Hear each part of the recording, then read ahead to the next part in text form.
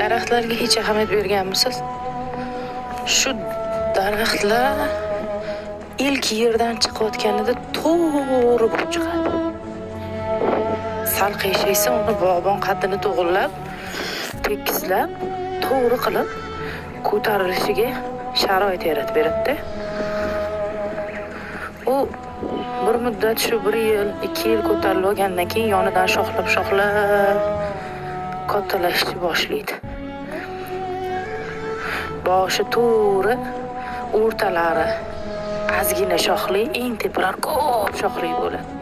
Bunda qanaqa alomat ko'rishingiz mumkin? Hech tafakkur qilib ko'rganmisizlar?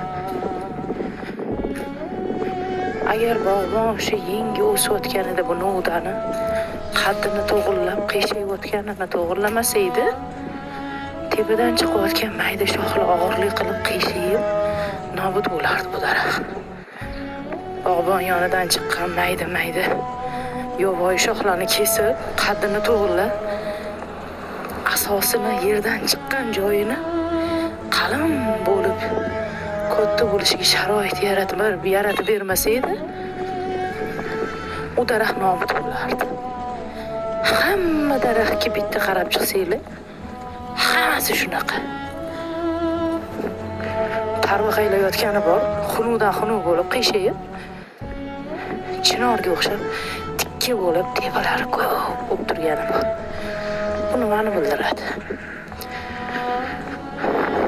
Tug'ilgandan 15-16 yoshgacha bu daraxt birinchi yerdan ko'tarilgan qismi, tekis joyi.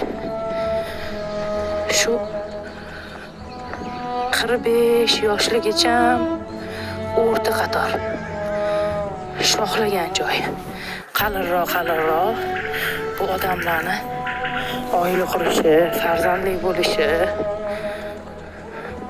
eng uchlari mayda shoxli osmonga tikkalashib ketgan joylari.